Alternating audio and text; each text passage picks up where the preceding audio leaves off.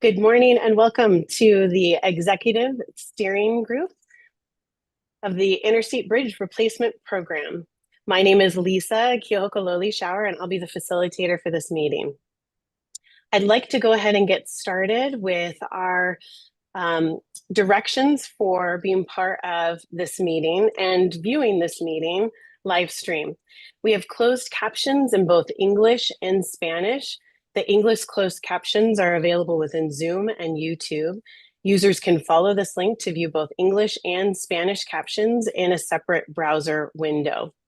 We are excited to have both closed captions and interpretation available. So Jen will be managing our closed caption, and our interpretation, our ASL interpreters, Renee and Jay Oden, will be with us throughout this meeting. If we could go to the next screen. To ensure that you have access to those closed captions, please go to the bottom middle of your screen. You see a menu of options, and if you can't see the menu, please hover your mouse over the bottom middle of the screen, click on the CC icon, and a separate window with captions will appear. Our webinar participation tips. We appreciate you joining us today. We encourage panelists to turn on your video. We ask that you keep your audio on mute when you're not speaking. Before speaking, please state your name and affiliation to help attendees identify who's talking. If you experience technical difficulties, please contact program staff at 360-931-5839. Today, we will be accepting public comment. To provide a public comment, you'll be able to email comments to info@interstatebridge.org with ESG Public Comment in the comment subject line. You may call 888-503-6735 and state ESG Public Comment in your message. We'll provide directions on how to access this meeting later in the day, so you may speak directly to our ESG members. ESG members will not respond, but will be able to listen to any feedback and comments that you have. I also wanted to mention that today we have our meeting being live streamed on TVW. We'll go ahead and talk just a moment about our meeting ground rules. These are what we put in place to ensure that we're honoring the agenda, we're listening to understand and ask questions to clarify. We're hard on the problems and soft on the people. We'd like to address interests and seek common ground and provide a balance of speaking time. Our meeting agenda for the day includes welcome and introductions, our partner updates, a cost estimate update, an opportunity for public comment, next steps, and closing. We began the day with a press conference at the IBR office and a lot of commitment and excitement for the program. We're excited to share this information with you today, and I'd like to thank our partners for their continued commitment to this program. We haven't met as an executive steering group since September, and so what I'd like to do is go around the virtual room and ask each of our partner agencies to share any updates. We'd like to go ahead and begin with our community advisory co-chairs, Lynn Valenter and Ed Washington. Lynn? Thank you. And I do want to be clear that I'm speaking for both myself and Ed, who couldn't be here for personal reasons today. So in 2025, the Community Advisory Group and Equity Advisory Group met jointly 5 times as we marched toward the final SEIS. Bringing the 2 groups together fostered robust discussion, strengthened resource sharing, and enabled more efficient collaboration across perspectives. Throughout the process, the program remained mindful of advisory group members' time, so we balanced time commitment with the high quality and integrity of the advisory process. The final joint advisory group meeting was held in December. During that meeting, the program provided updates on recent outreach activities, bridge configuration, river user agreements, the cost estimate development and process, and national industry trends. We also shared with each other the feedback gathered from ourselves regarding what has worked well and what might we consider doing differently in future advisory group engagement. The leadership team was very kind and generous in thanking everyone for their participation. And just as a reminder, the community advisory group was launched in 2020. So we had been together, many of us as a group, for 5 years. And then since the sunsetting of the advisory group, the program has continued to provide email updates as appropriate, just to keep those that gave so much engaged and informed. And the program continues to work on and evaluate what a post-record of decision advisory group could look like, both in structure and in charge. So it's been a great 5 years. The groups were great separately and even maybe greater together. I think people really felt like they had a voice and they were heard, and maybe even more importantly, they were able to carry those messages back to their representative communities. Thank you. Thank you, Lynn. Appreciate your leadership and Ed's leadership with both the groups this last year. I'd like to go ahead and invite Port of Vancouver CEO Juliana Marler to provide any updates. Thank you, Lisa. Good afternoon, everyone. Great to see you. Just wanted to provide a quick update on Terminal 1. If you've been down in the area, we have been working on continuing some momentum down there at Terminal 1. We have finished driving the pile that will be our future dock. Next steps is that we are working on building the infrastructure that will support the future public marketplace. And then after we get the utilities installed, you'll start to see deck panels that will be installed, and then you'll see the dock take shape. So continuing to have some great momentum at Terminal 1, and just look forward to working with the team and appreciate the coordination as we look to deliver these two iconic projects. Thank you. Thank you, Juliana. I'm going to ask our Port of Portland partner to go ahead and share. Curtis Robinhold was not able to make it, but we're glad to have you, Dan Eisenweiss, Regional Affairs Manager, with us today. So if you wouldn't mind, Dan, providing an update, that would be great. Thank you, Lisa. Just want to provide a brief update about the port's progress on the terminal core construction project at PDX.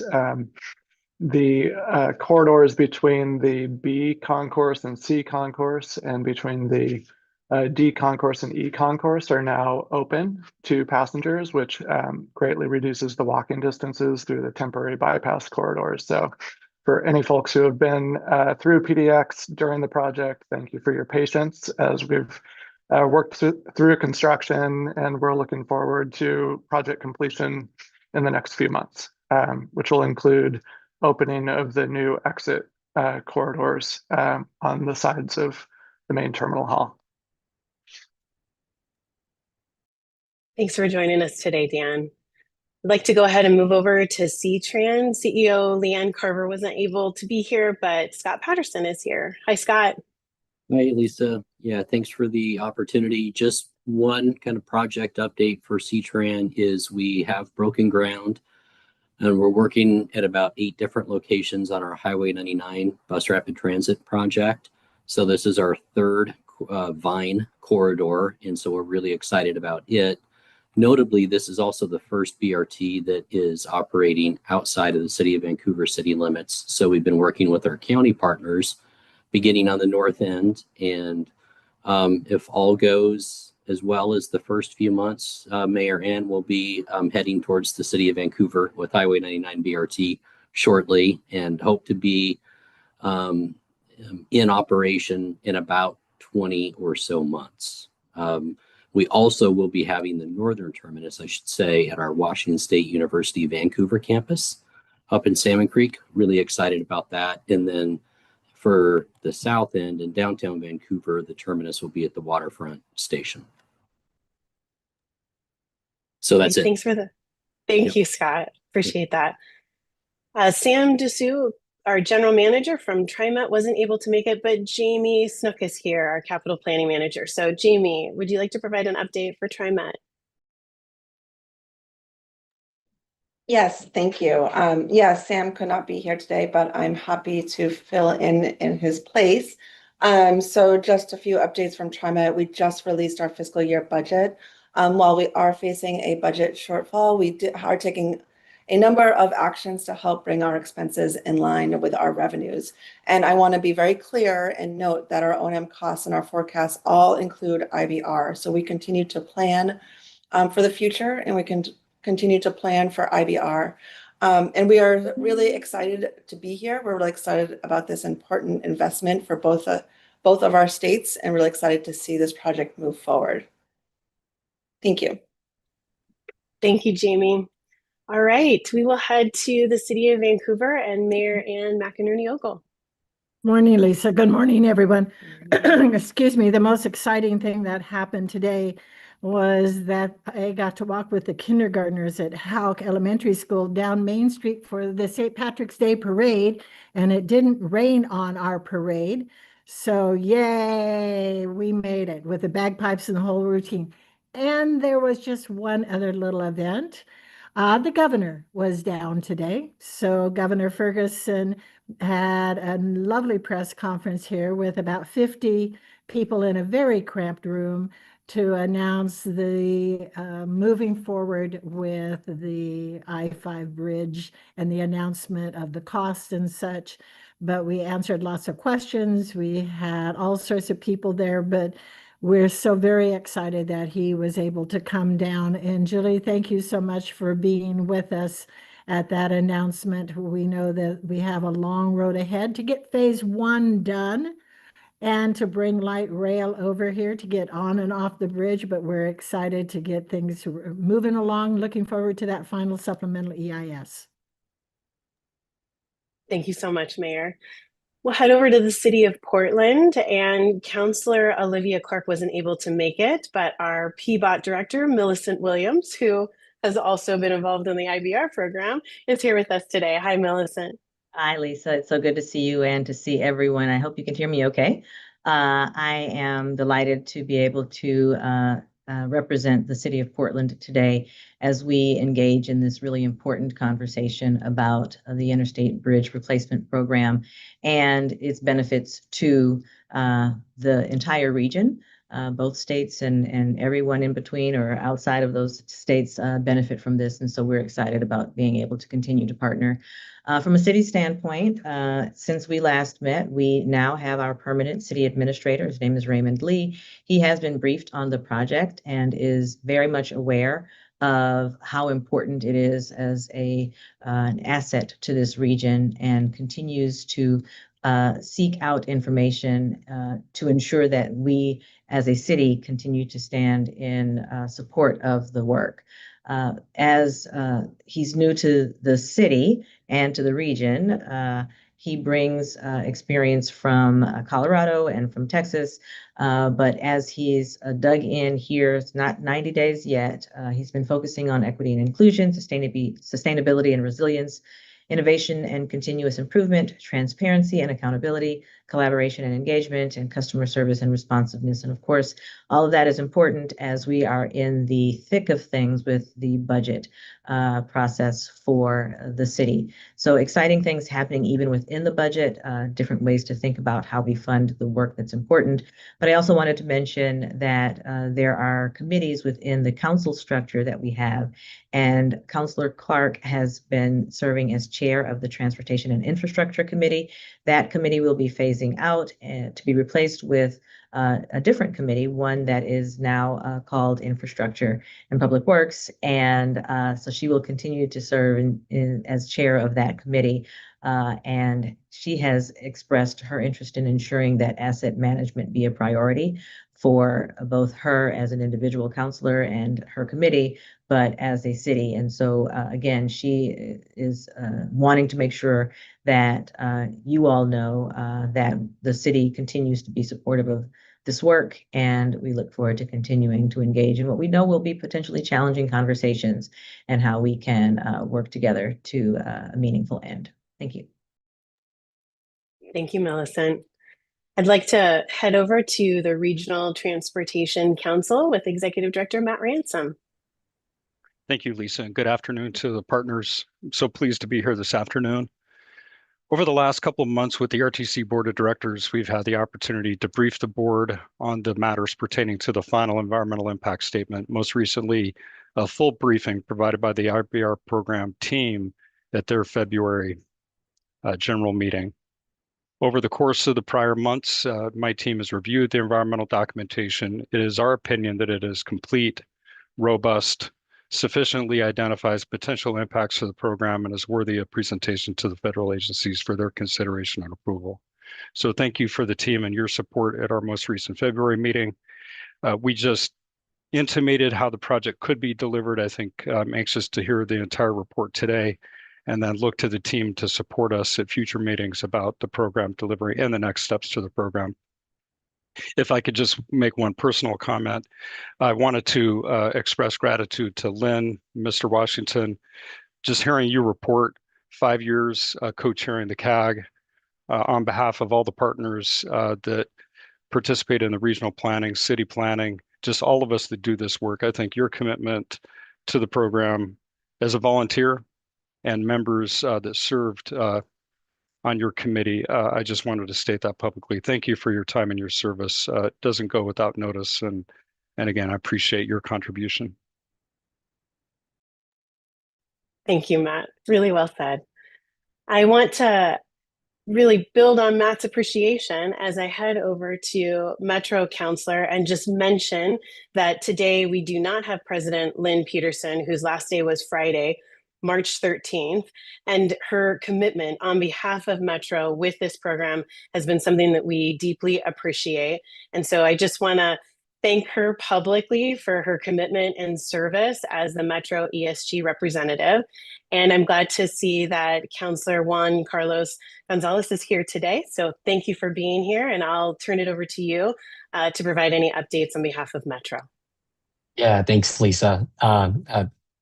Most importantly, I wanted to share with folks what you just shared, that Council President Peterson's last day at Metro was on Friday, and we're all wishing her well in her new role. And you're absolutely right that she's been a champion for this project. With her departure, I will now be Metro's ESG member representative, and very eager to continue the important work that has been going on with this for this really critical regional investment. And I just want to emphasize, like everyone else has, that this project is very important to the region's economy. And I am going to show up with purpose and with attention to understand about what it's going to take for us to deliver this project, and how we ensure that this project includes the opportunities and the jobs that the working people in our regions desperately need right now, and here to be the best partner possible. Thank you. Thank you so much. We're going to now move over to our DOTs, and I'm really grateful to have both Secretary Meredith and Interim Director Sumption with us today. So I'd like to start off with their introductions along with their opening remarks. I'll go ahead and turn it over to our Interim Director, Lisa Sumption, to kick us off.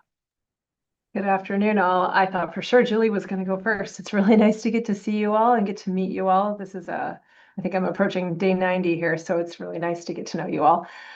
Super excited to be here, super excited to be part of this morning. So thank you for all of those that were here and supported the conversation. First, as an agency update, I want to share the great news that I'm super grateful that the Oregon legislature has provided funding that will allow us to avoid layoffs and deep service reductions. So that's a big kudos. The funding will allow us to do essential transportation services to continue statewide operations, including our highway maintenance and winter operations, emergency responses, and DMV field offices. It's a short-term Band-Aid, but we're really grateful for the Band-Aid and look forward to working with all of you to figure out how we're going to move forward for the future.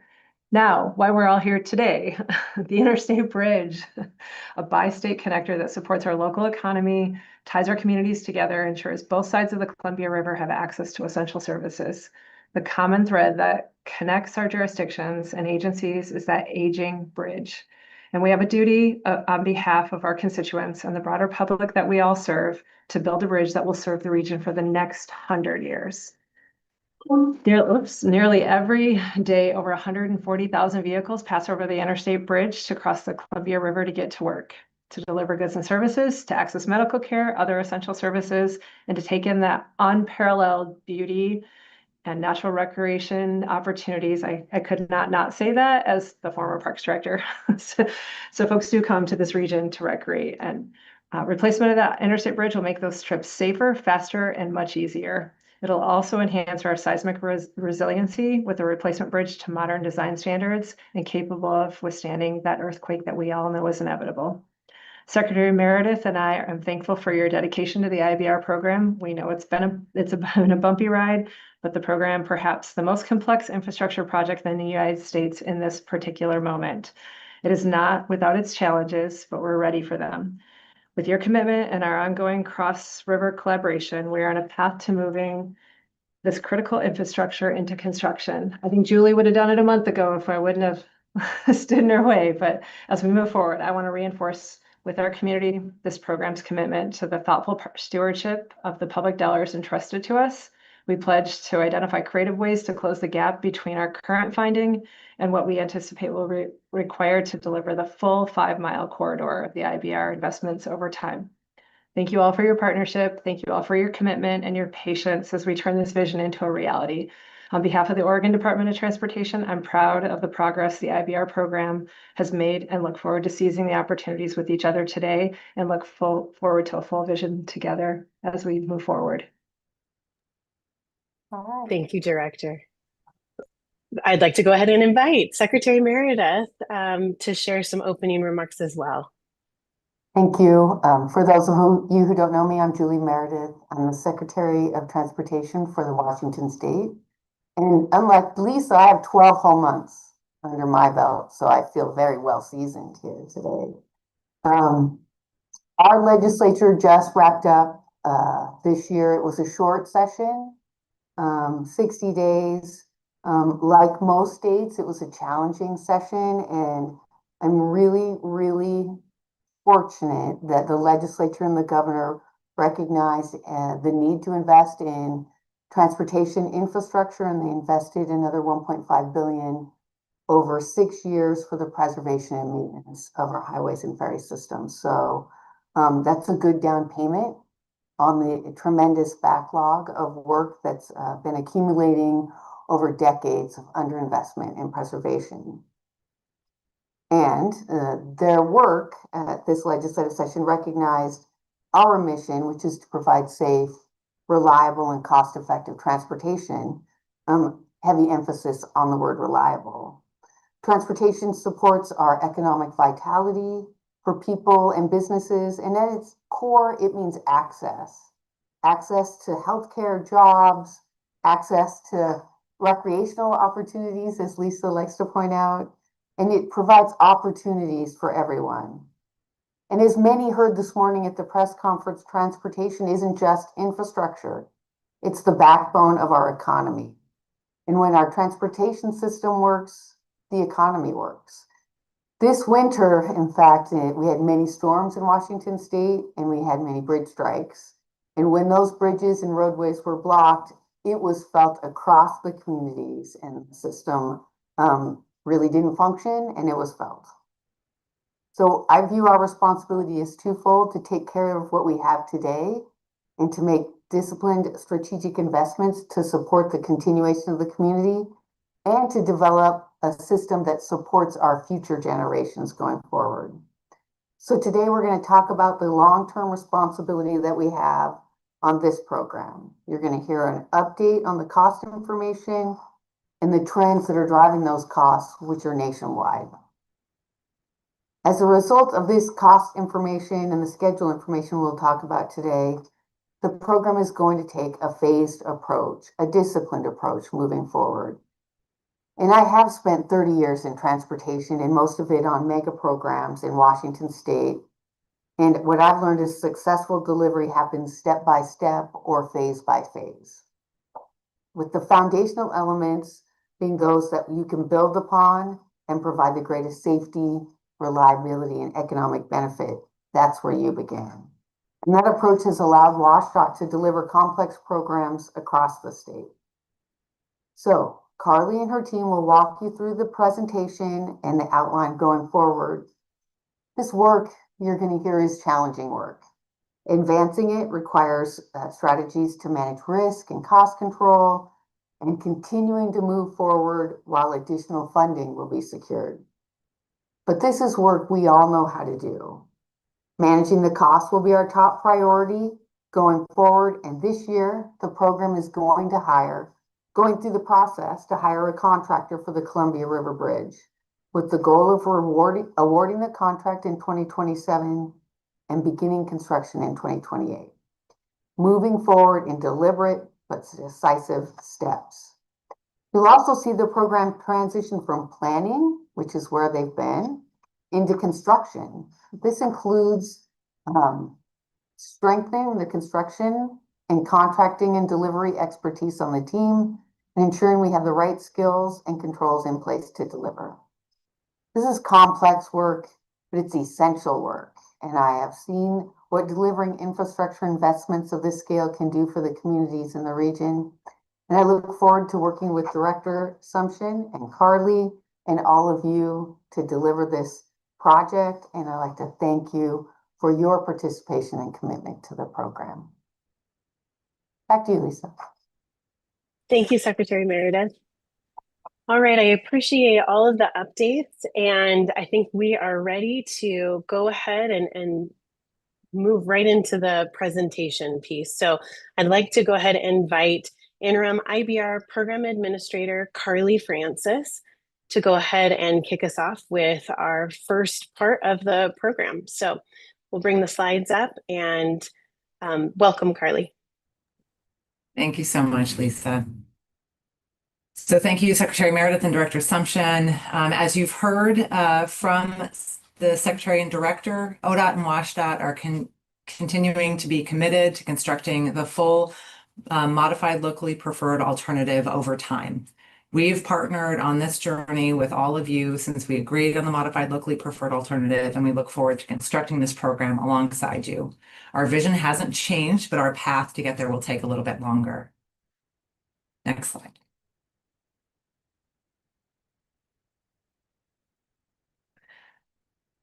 The path includes starting with a core set of projects as a first phase and building out from there. These core projects must be completed first before we can build other projects. The first steps include building a replacement bridge, connecting the bridge to Interstate 5, extending light rail to Vancouver, and removing the existing bridge. We have $5.5 billion in available funding, and we'll use some of that to move forward with a replacement bridge contract this year. Replacing the bridge is necessary to ensure safety in our community, and then we can ensure life-saving services following an earthquake. I'm going to introduce Alan Kaiser to dive into cost estimate update details. Thank you, Carly, and good afternoon, everyone. My name is Alan Kaiser. I was the facilitator and risk lead for the cost estimate validation process that the program recently completed. I have supported the CVIP is the acronym for Cost Estimate Validation Process. I've supported WashDOT's CVIP program for almost 25 years, since its inception in 2002. Over that time, I've also worked closely nationally with both the Federal Highway Administration, the Federal Transit Administration, and many other state departments of transportation and local transit agencies around the country, along with many other organizations. I've been involved with many mega programs, complex mega programs, both within Washington State and around the Pacific Northwest region, and also nationally, including several of the major marine bridge projects going on nationally at this time. Next slide, please. So I will start by going over some of the key changes in the program since the last estimate was released in 2022. First, the overall schedule to deliver the 5-mile corridor has been extended by 11 years. There are two major parts of this. First, The NEPA process was delayed by about 2 years because of a need to analyze and study some additional components, including a movable span options. There were questions around transit modeling, river user navigation. Questions had to be addressed. The second part of that is the construction sequencing. The program undertook a series of very detailed construction sequencing reviews, working with industry and construction experts to really go through and figure out how does this program actually need to be built and sequenced in a way that can maintain traffic, and how can the industry accommodate the volume of construction over a period of time. That work resulted in a much more sequential delivery program for the entire 5-mile corridor, which added another 8 to 10 years over the prior schedule. So that's first one. The second one is the bridge configuration has changed since that time. At the time, in 2022, there was a configuration, an assumption of 2 stacked bridges. That has now changed to 2 single-level bridges. Third, the construction contracts were repackaged. I mentioned the industry review of the packaging and phasing. The 2026 estimate assumes the 5-mile corridor will be delivered through over 24 separate contract packages in response to industry feedback, whereas in the 2022 estimate, that work had not yet been done. And so there were some broad assumptions around larger contract packages and a lot of concurrent work, which turned out to not be very realistic. Lastly, the program has undertaken a new cost estimate, so a brand new cost estimate with the engineering has been advanced on most aspects of the program, which has generated new quantities for cost items. The unit pricing of cost items has been updated to reflect current market conditions in the region. And the team has done a lot of work to look at, again, the what is it actually going to cost? How is it to actually build and sequence and deliver the program? What sort of temporary elements are required? And so on and so forth. So those are some of the key changes. Go to the next slide, please. So the program estimate that's being released consists of 3 major components. The first component is what we call the base cost estimate, which is essentially the cost of the program in current dollars, assuming everything goes exactly as planned. The second part is risk. So it's an allowance for things we don't know, uncertainties, and also potential risks, potential issues that could arise, may or may not arise, and could affect the costs of the program. And lastly, escalation. So escalation is inflation that takes the cost of elements of work from today until the point in the future when that work will actually be constructed. And so we call that year of expenditure. Next slide, please. So the estimate that's being developed was developed through a multi-step approach. And I'll say that the estimate that's being communicated is not a single number, but rather a range. It's what we call a risk-based estimate. And so the major steps is first to take the cost in current dollars and inflate those to year of expenditure according to the program delivery schedule. Next, a risk analysis was performed, which looked at over 100 risk factors and uncertainties of issues that may or may not occur and affect the program cost. For example, uncertainty in future inflation rates, potential tariffs, various market conditions, and various delays that could occur.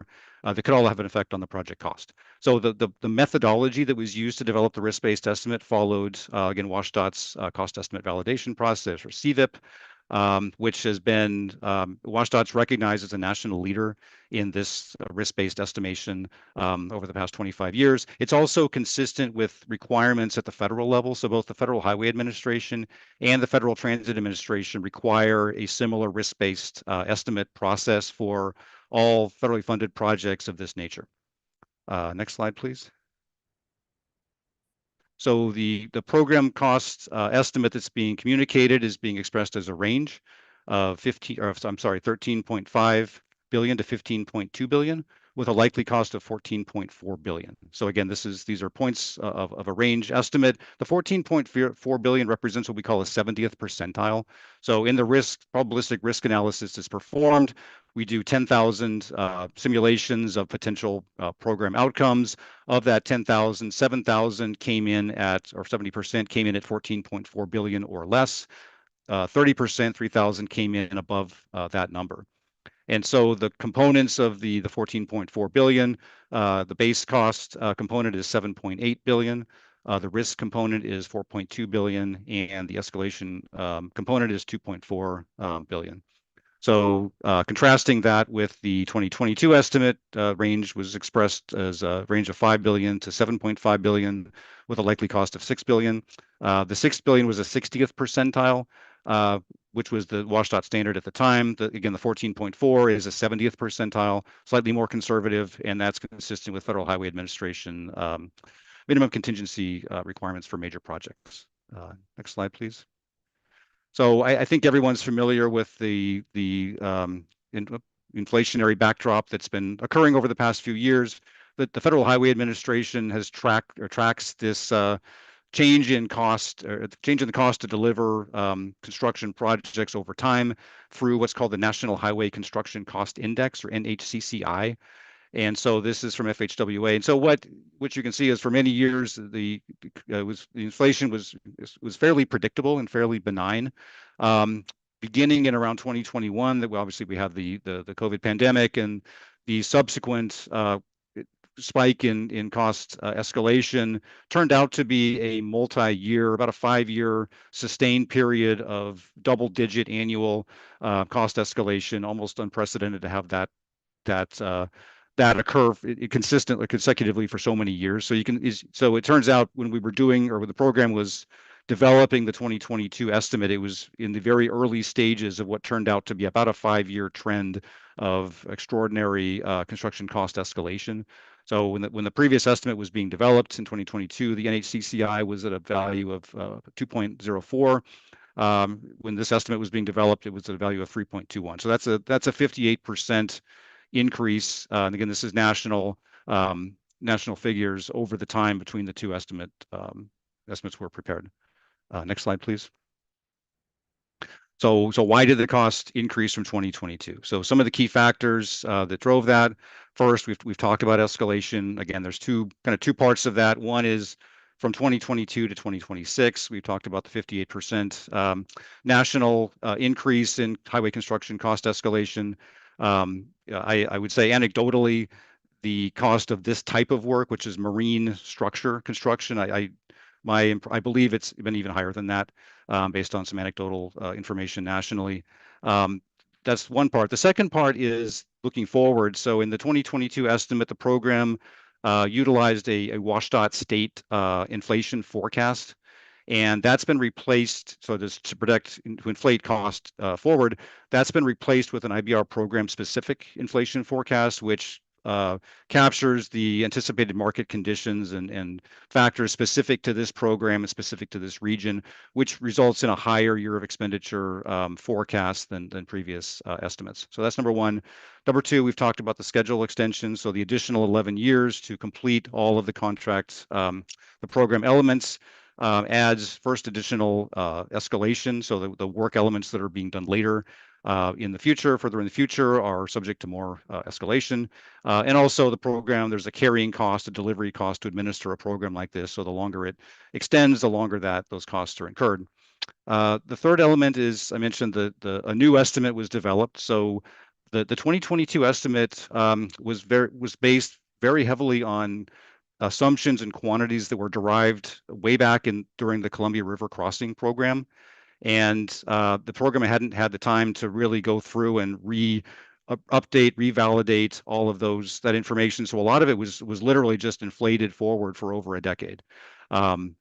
Whereas in the current estimate, again, detailed engineering work has been done, additional quantities have been developed, unit pricing has been updated. So it's really a complete new estimate.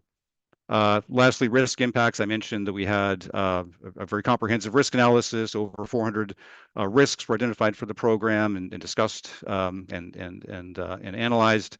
And lastly, we mentioned the percentile being reported as the target number is increased from a 60th percentile to a 70th percentile, so a bit more conservative there. With that, I believe I will hand it back to Carly. Thank you, Alan. On the next slide, the other piece that varies and is estimated with the cost estimating validation process is program schedule. So what you'll see here is updates to the program schedule reflecting the estimate process. One, you'll note here, we have the expectation to issue the NEPA record of decision in Q2 of 2026, and that allows us to begin the procurement process, begin construction. Looking to advance procurement this year by issuing the request for qualifications in Q2 and request for proposals in Q4. That supports then working to conduct contract award and negotiations in 2027. So getting a contractor on board and working through those design and cost negotiations. The goal is to start bridge construction in 2028 with toll beginning that same year. We had previously stated that construction would start in 2026 due to the 2-year NEPA document delay that has been covered briefly. 2028 is our new target. People can expect to drive over the new bridge or walk or ride over the new bridge 6 to 7 years after construction starts.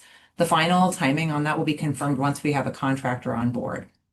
Construction for light rail would start in 2030 with light rail service to Vancouver when we have capital investment grant funding and is anticipated to be operational around 2036. Additional funding for the full 5-mile corridor at the right time would support it being completed in 2045. The schedule reflects a phased, realistic delivery approach that aligns construction, funding, and workforce capacity while continuing to advance the program deliberately and responsibly. Next slide. Near and long term, we have work to manage costs. We will continue to work with people in this room. We, as folks have heard, we've been directed by Governor Kotek and Governor Ferguson to continue to find ways to reduce costs. Our path to reduce costs includes design refinements, value engineering, which is work that identifies lower cost approaches to the work without compromising function, risk management, and potential contract repackaging. In the coming months, we'll complete the required initial finance plan. That's a requirement of the federal government to work on completing our grant amendment work. And subsequently, we will do financial plan updates as required by the Federal Highway Administration. We are also committed to sharing updates more frequently, including at major milestones. Next slide.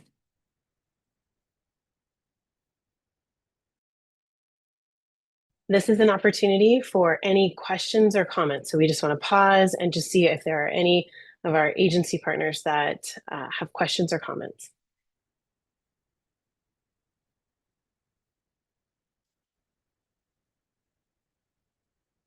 Okay. I'm not seeing any. We'll continue. There's another opportunity for questions and comments, but we want to continue with the presentation. So Carly, I'll turn it back to you. Thank you. So if we move on to the next slide. To maintain funding and move to design and construction, we have key milestones to hit. It's been a priority to manage the schedule in my time here. We need to finish the NEPA process by publishing the final supplemental environmental impact statement and receiving an amended record of decision shortly thereafter. We do need to complete an initial finance plan that includes the full program, but also focuses on core first phase projects. We need to amend our federal grant agreements to ensure we execute the Bridge Investment Program grant by the end of September. There is $500 million that would disappear basically if we don't complete that on time. This year, we will also begin the procurement process, as mentioned, for the Columbia River Bridge through a progressive design build contract. Also, we are working to continue the STIP and MTIP amendment processes and look forward to working with agencies in this room to complete those updates. Next slide. We have steps that we need to take to get the amended record of decision. Firstly, we know that obtaining the decision from the Coast Guard allowing a fixed span bridge was a major step in the NEPA process. We do need to publish the final SEIS and secure those MTIP and STIP amendments. To execute the federal grant amendments, we need the ROD. We need approval from FHWA on the finance plan that includes an identified funded phase. The identified funded phase outlines what projects can be built with the funds that we have and provide also independent utility that can be used by the public. Next slide. So we'll move on to talk about moving forward with the core set of projects and initial phase. Next slide. As a brief recap, folks have seen this slide before, but this is the available funding to the program at this time. We have the MEGA grant, which is a federal grant at the 600 million mark. We have a bridge investment program grant for $1.5 billion. There are lines on here to represent the billion that's coming to the program from each of the states, some previous state funding, and also a tolling funding placeholder that's here at $1.25 billion. We are representing here money that's not yet in hand, but we are working to advance and secure through the Capital Investment Grant Program, and then additional funds that have come through the Connecting Washington package in Washington State, and also some other federal grant monies that were applied for and awarded to the City of Vancouver and Washington State DOT. With the $14.4 billion figure in mind, we are working to identify this first phase core set of projects to move forward with the approximately $5.5 billion in committed funding and the opportunity to secure that $1 billion. The core set of projects is the first step towards building the full 5-mile program. It includes the minimum scope needed to build a bridge, connect it to I-5, and operate light rail to Vancouver. These elements are the first foundational steps towards building the full program and ensuring that we are addressing seismic resiliency and multimodal connections. The core set of projects includes replacing the Columbia River bridges, connecting the new bridges to I-5, extending light rail to the waterfront station in Vancouver, removing the existing bridge, which is a requirement of the U.S. Coast Guard bridge permit for navigation and safety reasons. We will use the $5.5 billion in committed funding to deliver these core projects, but we must identify a funded phase to include in the initial finance plan that serves the public and meets the funding requirements for federal grants. Next slide. The core set of projects is what you see reflected on the map here. We recognize there will be many questions. We don't expect to have all the answers today. We will be offering additional time with any partner agency to meet and ask additional questions. The black on this graphic represents the replacement bridge and connections to I-5. It does include a shared use path for walkers and bicyclists, and also the necessary width to accommodate light rail. The orange line on this graphic represents improvements needed to carry and extend operating light rail.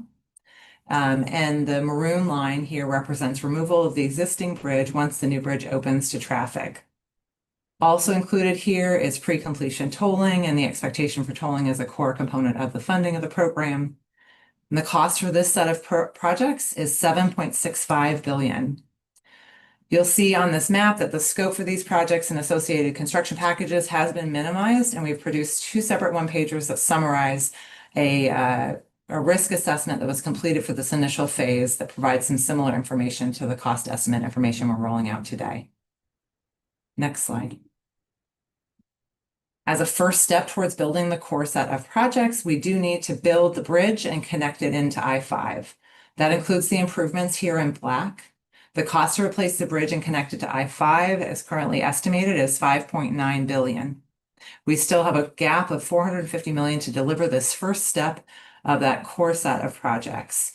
Brent will cover some financing details in a bit on how we match up those funds that we have with the activities in construction.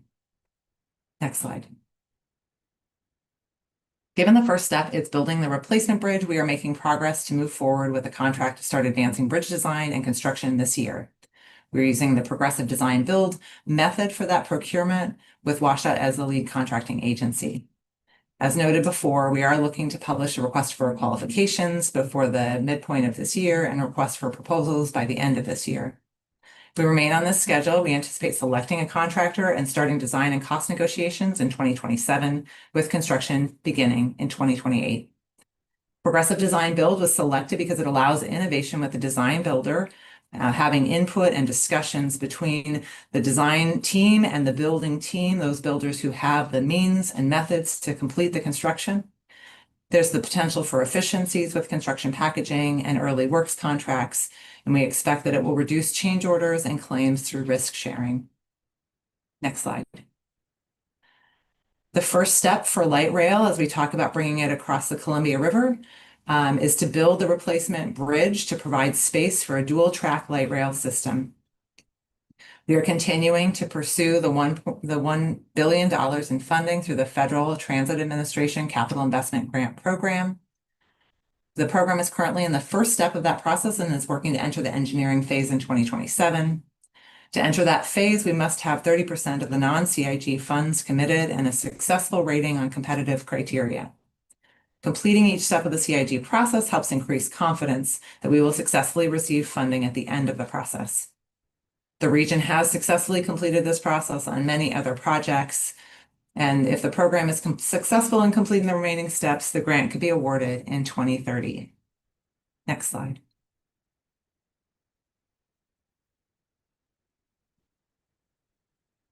With respect to removing the existing bridge, after the new bridge opens to traffic, we will need to remove the existing bridges. That is a requirement of the U.S. Coast Guard, and that removal can happen as early as 2035 once the new bridges are open and available for traffic. Additional funding is likely needed and is needed to remove the existing interstate bridge. Next slide. As we've already discussed briefly, phasing mega programs is not unique. It's very standard practice. It's not unique to this program. Across the country, major multi-mile corridor improvements are typically delivered in phases over time to align with available funding, workforce capacity, and construction sequencing. As Secretary Meredith mentioned, we've done this successfully here in Washington and Oregon with the SR 520 bridge replacement program and the Newburgh-Dundee bypass. We also see the same approach across the country on nationally significant projects like the Brent Spence Bridge. Successful mega programs will move forward incrementally, starting with foundational investments that deliver the greatest safety, reliability, and economic benefit, and build towards the vision over time. This phased approach allows us to manage risk, control costs, and deliver benefits to the public sooner, rather than waiting for all the funding to be in place at once. It's a proven delivery model, and it's the approach we'll be applying here. I'll turn it over to Brent Baker to speak about funding and how we're matching that up to costs of the program. Go ahead, Brent. Great, thank you, Carly. Good afternoon. My name is Brent Baker, and I serve as the Financial Structures Lead for the IBR program. For the past 35 years, I've been engaged in infrastructure financial planning in the Northwest, throughout the U.S., and internationally. I've supported financial planning work on 5 Washington mega projects in the Puget Sound region, including the SR 520 Bridge Replacement and HOV program and the Puget Sound Gateway program, both through which WashDOT has successfully applied a phased delivery approach and has navigated through substantial post-pandemic construction cost increases. I've also been engaged in financial planning of Sound Transit's high-capacity transit investments over the past 3 decades, also in the Puget Sound region. I am excited to be working on a project as critical and important as the IBR program. And let's talk about the funding again. So we saw this slide earlier. I'm going to go into a little bit more detail. Right now, we have federal discretionary grants that include a $1.5 billion Bridge Investment Program grant from FHWA and a $600 million mega grant from USDOT.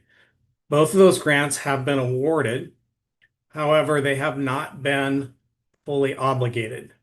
While committed, only $10 million of the mega grant and about $2 million of our Bridge Investment Program grant have been obligated for design and preliminary engineering purposes. So part of our process is to update the grant agreements this summer and amend them to obligate additional funds in advance of that September 30th obligation deadline, affecting a portion of the BIP grant funds that Carly noted. Additionally, if you look below the black line about the middle of that table, you'll see the Federal Transit Administration Capital Investment Grant that was also noted. This is anticipated, but not yet secured, for $1 billion. The process to get one of these grants is a multi-year process, and right now the program is in what is known as a project development phase, and will be applying to enter into the next phase, entry into engineering, later this year. Moving back up to the top part of the table again, we have the state contributions of individually of $1 billion from Washington and Oregon, as well as the toll funding of $1.25 billion. That toll funding will be split between the two states, and basically each state's funds will be spent on improvements for the program that are in that state or benefit both states. Additionally, the grant funding then serves as an ability to kind of balance out expenditures between the states.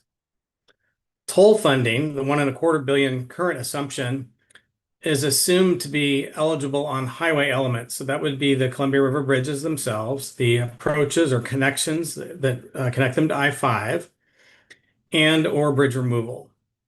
While that amount is of $1.25 billion is what's currently assumed, work is underway right now at the Office of the State Treasurer in Washington and within the ODOT and the Office of State Treasury in Oregon to examine whether more funding is possible within the rates and policies that are currently under consideration by the two state transportation commissions. The results of that work will be forthcoming later this spring. Toll funding for construction comes sort of in two parts. The first part is bond or loan proceeds. That's borrowing against the future toll revenues. And those funds are assumed to be available starting in fiscal year 2032. Additionally, a portion of the net toll revenues collected from pre-completion tolling that would begin in mid-2028 until that point of when the bonds are sold or the loan is drawn in 2032, a portion of those toll revenues collected will also be applied directly to construction. And finally, on that capital investment grant from the Federal Transit Administration, we're assuming that that funding would be available starting in state fiscal year 2031, following the execution of a full funding grant agreement no later than 2030. So on the next slide, we're going to graphically show you a bit about what this looks like. So this is the first step of the program that Carly showed in a previous slide. It provides the Columbia River Bridge with width for future light rail service and those connections to I-5. The total cost for this scope of work is represented by the black line and amounts to $5.9 billion. The available funding that we showed on the previous table in that kind of black middle bar totals up to $5.45 billion. This leaves a funding gap of $450 million. And work, as I mentioned earlier, is underway to see if additional toll bond proceeds combined with cost-saving measures could close that $450 million gap. The next slide shows the full core set of projects. The vision for completing that $7.65 billion scope of work, represented again by the black line here. And our available funding is the same at $5.45 billion until we consider the possibility of that prospective Federal Transit Administration capital investment grant. Again, we are well on the way in the multi-year process of applying and securing those funds, but they are not yet committed. Should they become, and when they become committed, that would leave an additional funding need of $1.2 billion. And you can see what is represented by that $1.2 billion as sort of those unfilled bars on the chart beginning in fiscal year 2033. So we can talk a bit here on the following slide about the pathway to getting these core sets of projects built, the Columbia River Bridge with light rail service to Vancouver. So kind of summarizing what we've sort of shown in the chart, replacing the bridges with space for LRT and connecting them to I-5 results in that $450 million funding gap that starts in fiscal year 2033. Adding that operable light rail transit to the waterfront station in Vancouver, and also factoring in removal of the existing bridges, increases that funding gap to 2.2 billion, though we do anticipate securing that Federal Transit Administration capital investment grant of 1 billion, thereby reducing the additional amount needed to 1.2 billion. Again, we are going to be combining the forthcoming toll funding analysis to see how that can contribute to reducing the funding gap, as well as taking full advantage of cost-saving opportunities under evaluation. A bit more on that on the next slide, with additional strategies. Oops. I think we may have jumped one too far ahead. Thank you. All righty. So strategies for closing the funding gap. The IBR program is dedicated to continue to identify cost-saving opportunities, including design refinements, value engineering, and risk management.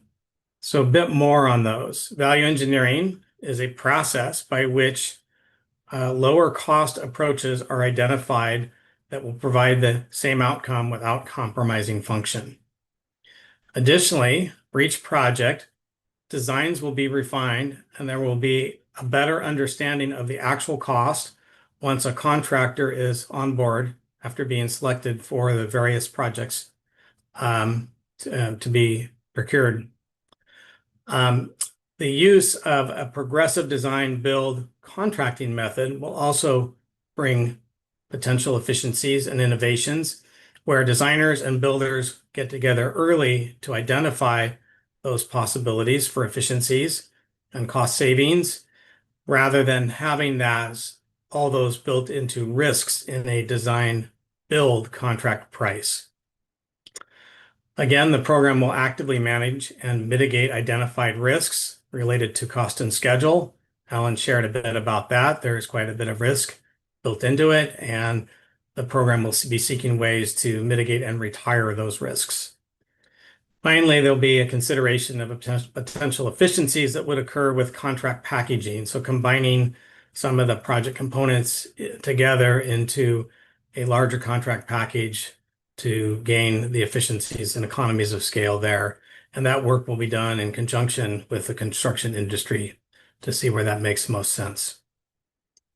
And again, as mentioned earlier, we will seek to increase the toll funding based upon the forthcoming analysis.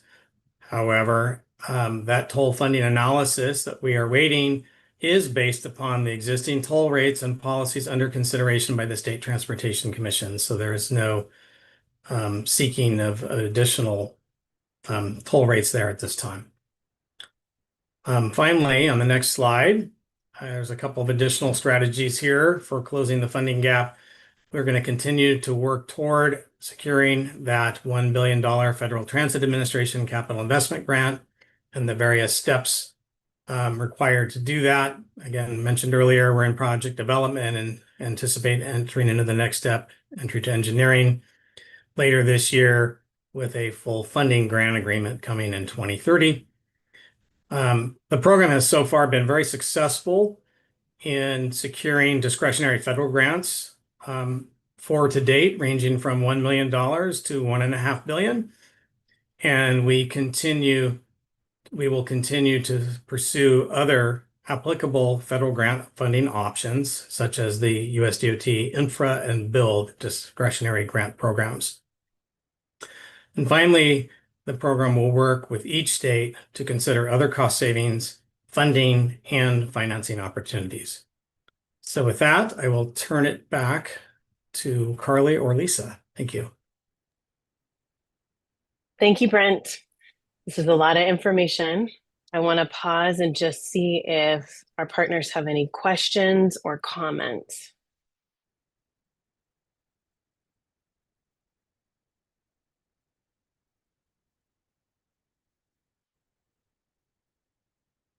We're actually doing very well on time. So just want to encourage if you do have questions or comments for Carly or Brent, Alan.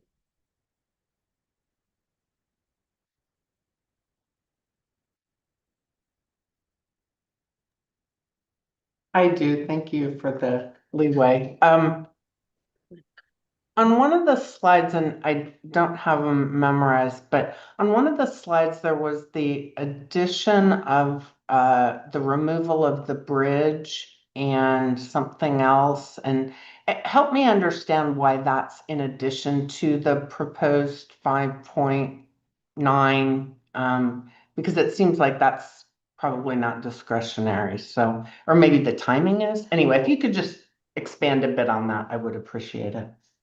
Thank you, Lynn. Happy to expand on that.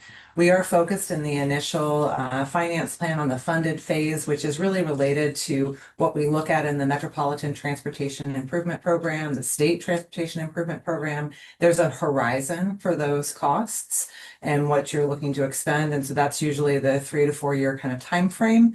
The time frame for removing the bridges is out in 2035. So there is time to address those funds. It is a permit requirement.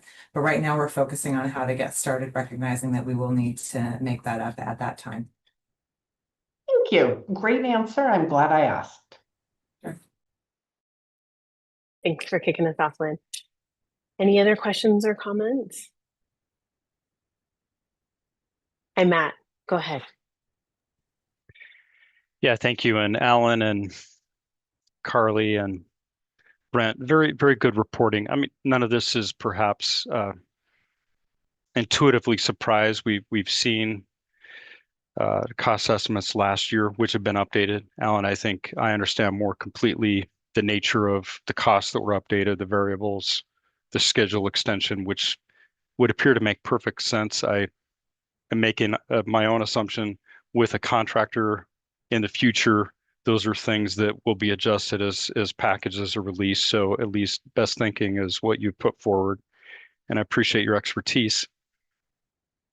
And then on the finance side, this is not unfamiliar territory to any of us. I think just personally about my professional experience in local government, I spent years trying to assemble dollars for projects. The scales are different, and I think order of magnitude, these are, to state the obvious, not insignificant in terms of scale, but the process is what we all do, whether it be something as small as a sidewalk to water sewer treatment plants to then big infrastructure like bridges and light rail systems. I'm fully confident in the expertise and the advice around this table to think through how it could be done. So I appreciate the reporting.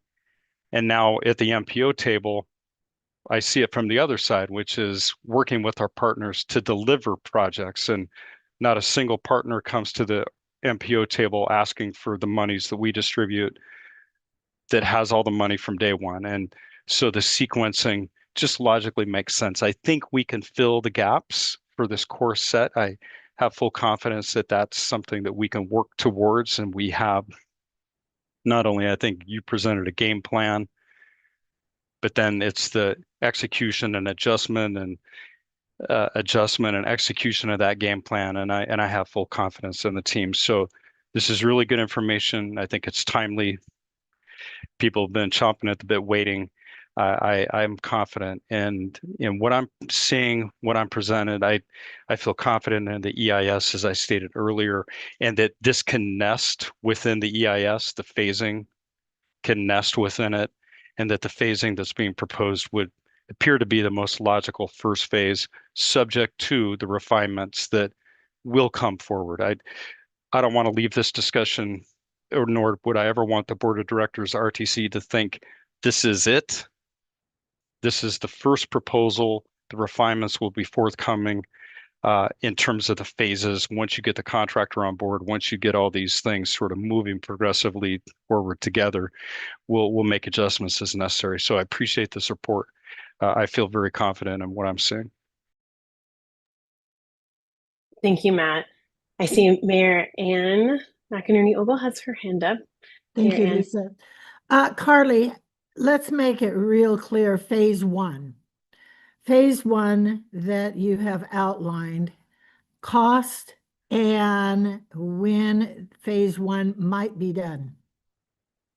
So the first step, so step one of phase one, if you want to call phase one the core set of projects, step one is 5.9 billion with bridge construction targeted to start in 2028 and a construction horizon for that bridge of 6 to 7 years, which we will firm up that date and that timeline with the contractor once we have them on board. So we'd be looking to have that and the approach contracts kind of come to fruition around the same time so that folks can then travel over the bridge on the new, or on the bridge over the river.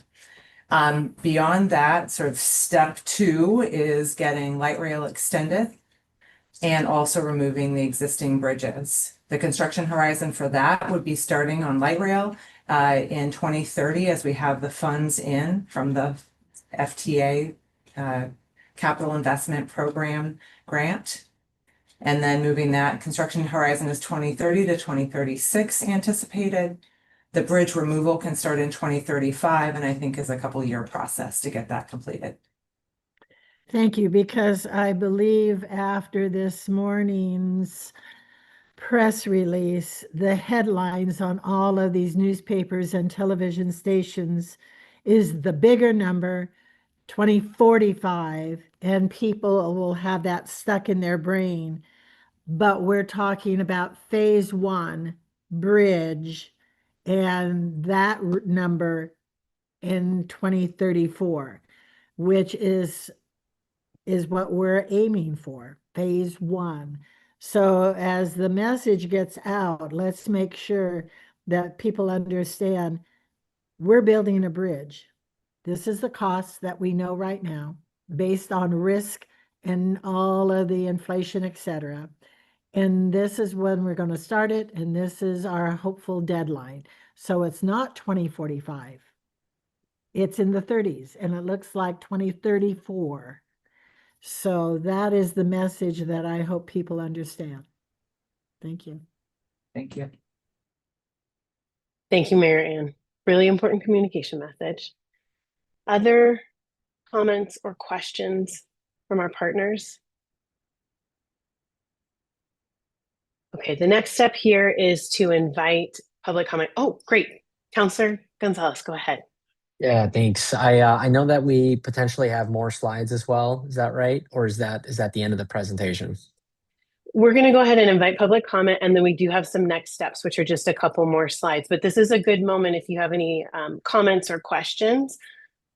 Yeah, certainly. Thank you. Well, I mean, just to chime in here, you know, looking at the map of the core project is tough. I mean, I think we've really been envisioning and hoping for a project that would have important investments for all of our stakeholders in the coalition. And I just want to acknowledge the kind of that like initial set of disappointment and ripping the Band-Aid off. And also we need to focus on what we can deliver for folks. And I think that's a really important tension to manage. I want to ask some quick questions just around some process-oriented questions. I appreciate Matt from RTC asking some, but with respect to the transit element on the project, which is very important to, I know, my council and on the Oregon side, you know, my understanding is that FTA awarded us $100 million for the larger transit project, seeing the project kind of phase into a much smaller for the critical phase. I'm wondering how much our federal partners at FTA know about this and how they feel about, you know, in general, our funding package and whatnot about this going forward in that way. Thank you, Councilmember Juan Carlos Gonzalez. We did provide some update to our local contacts with both Federal Highway Administration and Federal Transit Administration today on the scope and these numbers. And we have work to do ahead of us with them to understand how this relates to the 100 million that's been allocated and to make sure that we are understanding the best pathway to move forward with the Capital Investment Grant Program. So that is work ahead of us. They are learning this information like the rest of the region is today. And they know we have many meetings on the books with them to review both the cost information. They participated in the initiating workshop last year. So we want to make sure they catch up with them on how we've used that information to this point to finalize this information, and also to update them as we document our assumptions in the initial finance plan. So there's work ahead there, and we're committed to doing good, transparent work with them. Thanks, Carly. Just more process questions, since I know that we have some big decisions to make here in the short term. So with the core project phase and also with the extension of the overall project over time, I'm wondering what the opinion or perspective is around the LPA as it currently stands, and if that kind of needs to be updated or adopted as we move forward, or I mean, it feels like again a significant shift in what was originally scoped for. And then also in the long run, if there's any kind of NEPA work that might be expected with the new 2045 phasing and things like that. So that'll do it for me on process, but appreciate any insight you can share with me.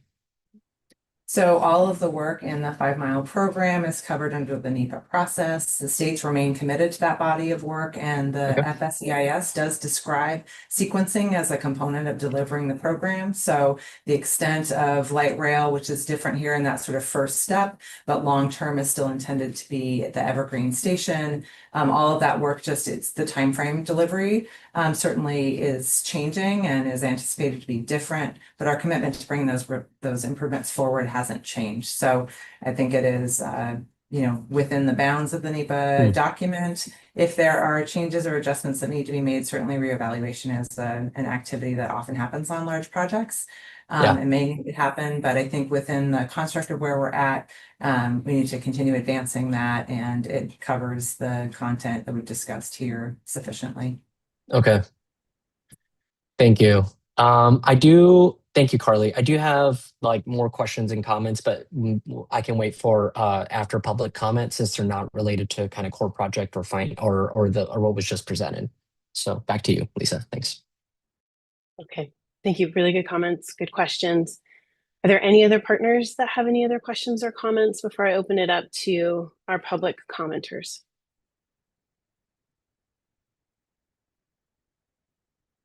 Okay, at this time, we'll go ahead and pull the slides back up. And if you have joined by Zoom, we ask that you click the raise hand, and I will call on you. If you've joined by phone, please press *9 to raise your hand. We will ask you to unmute, and once we send the message for you to unmute, we'd like for you to go ahead and comment by dialing *6 to unmute and to provide comment. We would like for you to provide your name and affiliation. Attendees will be allocated up to 2 minutes for public comment. If we do run out of time, which we are planning to not only invite, but to listen to our public commenters, we will also provide you with information as to how to submit a comment. That's on the screen right now. I'll go ahead and read that again. We invite you to email info@interstatebridge.org with ESG Public Comment in the subject line. You may also call 888-503-6735, which is our toll-free number, and state ESG Public Comment. All written comments must be received prior to 48 hours in advance of each upcoming meeting in order to be distributed to ESG members. We are in contact with our partners on a regular basis. So as we do receive public input, we do want to make sure that we are sharing that with our partners. As a reminder, ESG members will not respond in this space, but we are listening. We ask that you be respectful and that your remarks remain within 2 minutes. I will step in if you exceed this time, and I will invite you to follow up directly with the program. So I just want to share that ahead of time. I know it's always a bit disruptive when the facilitator needs to jump in, but we will be doing that so that we can ensure that everyone has an opportunity to provide public comment. At this time, I am seeing that we have 3 that have raised their hand to address the ESG.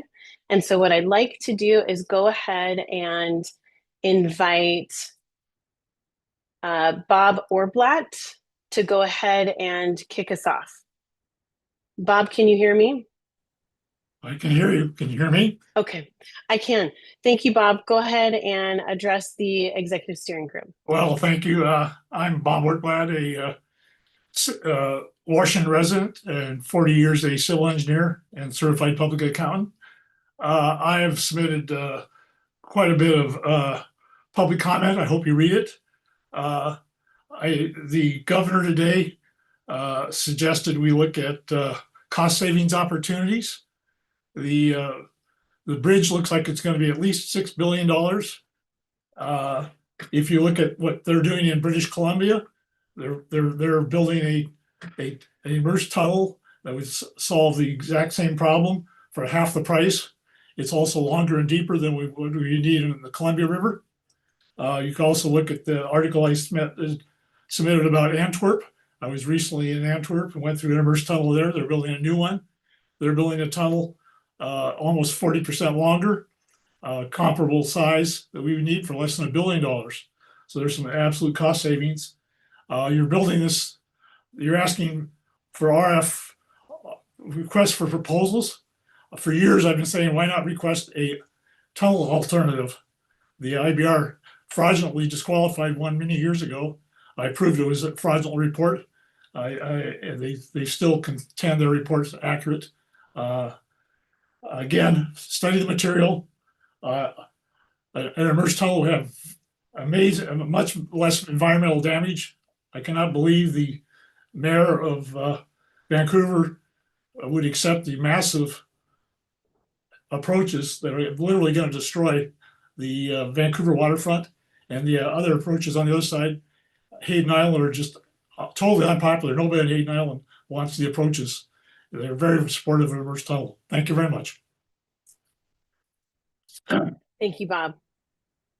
I see we have one other hand. We did have another hand that was raised. So if you are interested in providing public comment, please raise your hand.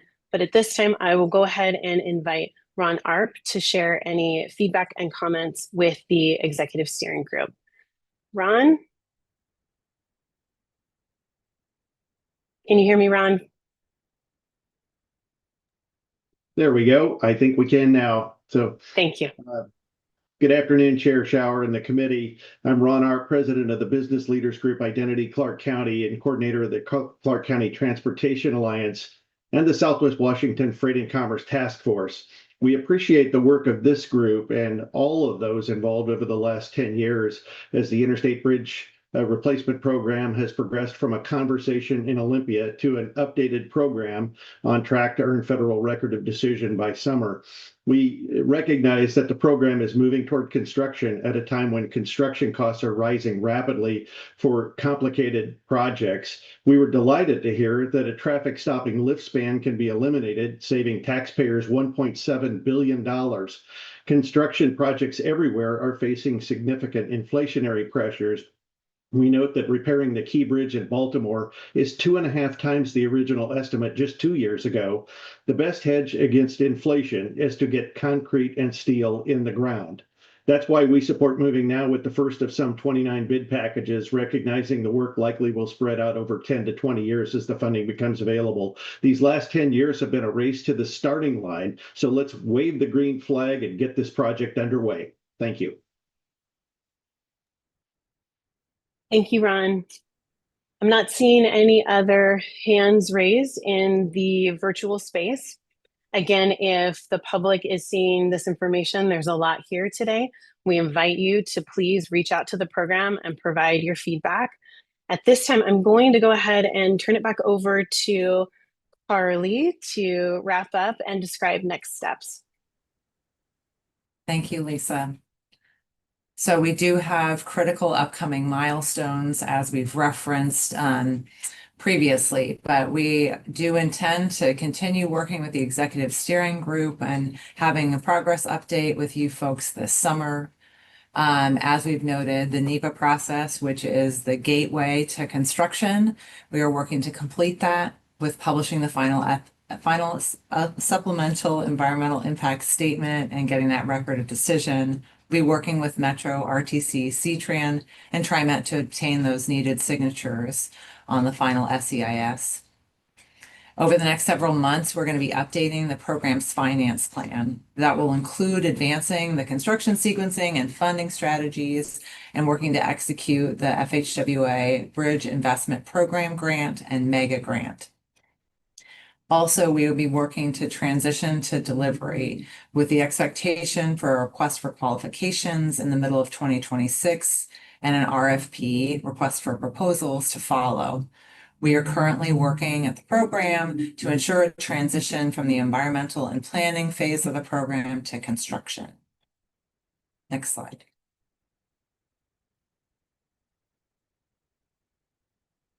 Just in closing, I do want to reiterate what we've heard from Secretary Meredith and Director Sumption. The states are committed to building out the 5 Mile program over time in partnership with all of you.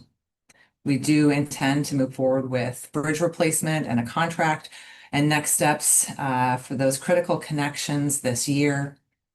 And we commit to more frequent program and cost updates at key milestones. And we also have work to do as we transition from the environmental and planning phase to construction. And we look forward to partnering with you through all of that. Thank you. Thank you, Carly. I want to thank our ESG members for your participation and your continued partnership. We did start the day on the IVR program with Governor Ferguson, and I thought maybe I would just add as we wrap up 2 quotes. The final quote is, Governor Ferguson said today, there are 2 things that are certain. We must replace this bridge. And number 2, delaying a project has never made costs go down. The cheapest bridge you build is the one that you start today.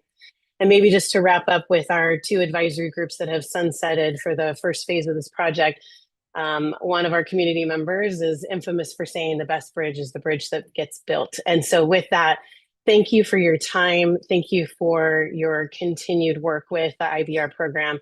And at this time, I'll go ahead and call the meeting completed, and we appreciate everyone's time. Oh, I'm sorry, Councilor Gonzalez. Hey, Lisa. Yeah, sorry. I know we're trying to adjourn the meeting. I should have asked all my questions earlier before public comment, but there's still two things that I wanted to touch on, which is jobs and then funding.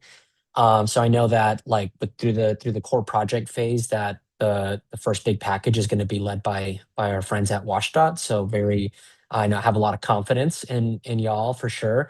And I want to make sure that I can communicate to my stakeholders and my constituents how we ensure a big portion and a fair portion of those jobs in the construction package go to Oregonians as well.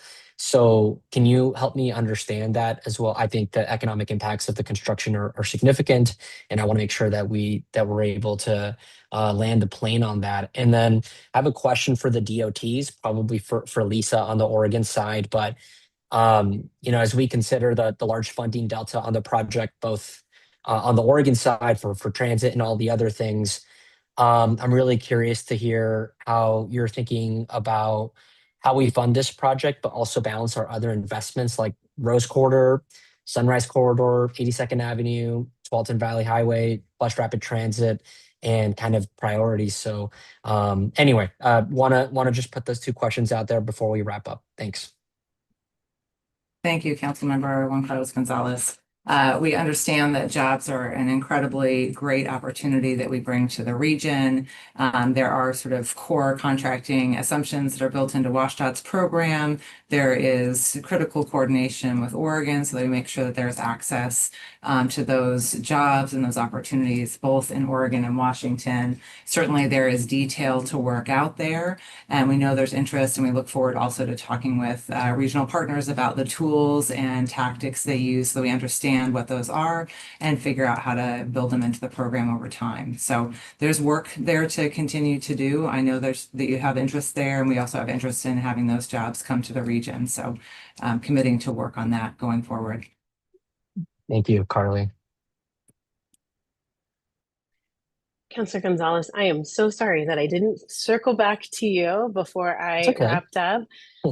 We do have a little bit of time, so if there's any other partners that have any other comments, There was a question. Sorry, don't want to Lisa. close the meeting. There was a question for Lisa Sumption from ODOT as well. Yeah, I bundled them. Yeah.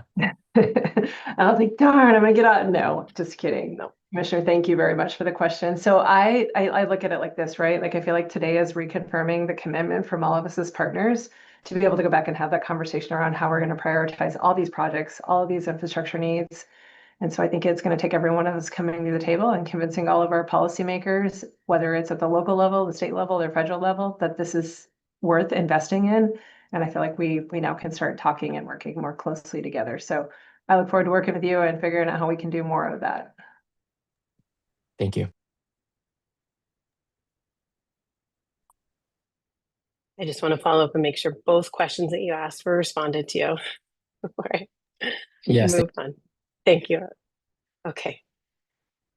Any other questions or comments? Okay. All right, Carly, anything else you might want to add? Just that I sincerely appreciate everybody's commitment. I know that I'm sitting in a different seat. I've been participating alongside this program for a long time, participated in the last program. It's incredibly exciting to be at a moment where we actually start to advance to construction. Having seen things fall apart last time, it's really heartening to be at this moment. And I really appreciate the partnership of everyone here to help bring that forward, and the partnership going forward to figure out how we do this together and how we continue to build the first steps and the future steps all together. So just really appreciate that. Thank you. Thank you, Carly. Thank you all for attending. Appreciate the partnership.